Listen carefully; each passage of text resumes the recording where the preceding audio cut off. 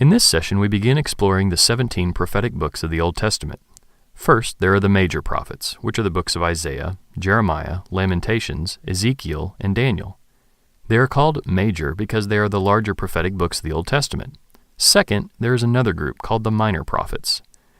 These are the books of Hosea, Joel, Amos, Obadiah, Jonah, Micah, Nahum, Habakkuk, Zephaniah, Haggai, Zechariah, and Malachi. These books are grouped together because they are small in size. They also have special connections to each other, which we will explore in a later session. Before jumping into the book of Isaiah, we need to notice the difference between the category of the prophets in the Old Testament and the same category in the Hebrew Scriptures, the source of our Old Testament. The Hebrew Scriptures apply the title prophetic to some books that the Old Testament does not call prophetic. This in no way changes the content or interpretation of Scripture, but might influence the way the books are read. Before we begin looking at one of these prophetic books, the book of Isaiah, we first have to analyze how we view the role of a prophet. When most people think of a prophet, they think of someone who focuses on the future, speaks in mysterious language, and acts in unusual ways. However, the Old Testament prophets are very different from this description. These prophets are average people God calls out of their communities to speak to their own people. More importantly, the prophets are not focused on describing what God will do in the future, but what the will of God is now. They plead for the Israelites to be people of God. When the prophets speak of the future, they call the people to follow the will of God, knowing that if the people choose not to listen, they will be faced with future consequences. The prophets are also very concerned with ethics and correct behavior, which is evident as they urge the Israelites to act and behave like people of God. They often speak about the importance of the people lining up their actions with their stated beliefs. Now, let's dive into the book of Isaiah. Isaiah's message helps us understand a small part of the situation facing Israel.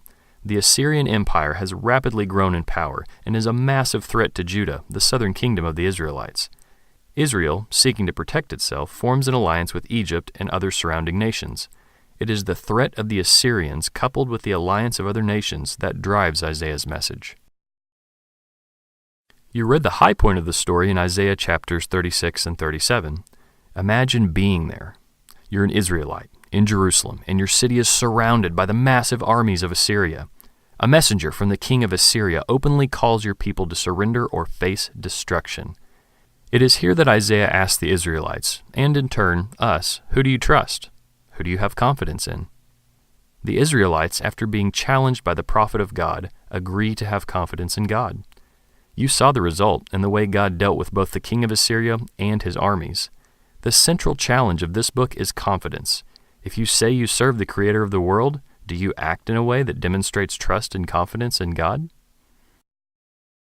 The book of Isaiah also moves beyond the Israelites and the Assyrians and looks to the distant future. Much of the second half of the book is made up of what are called the servant songs. Here, the prophet writes about how God will fully restore his people by dealing with their injustice through his holy servant. As depicted in your reading, God's servant is described as both a powerful servant and a suffering servant. If you've read any of the New Testament Gospels, you may have recognized ideas and phrases that reminded you of the work of Christ.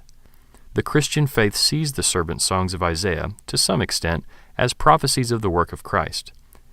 Having worked through our first prophetic book, explore how you can make the message of this book come alive in your life by answering the relational questions.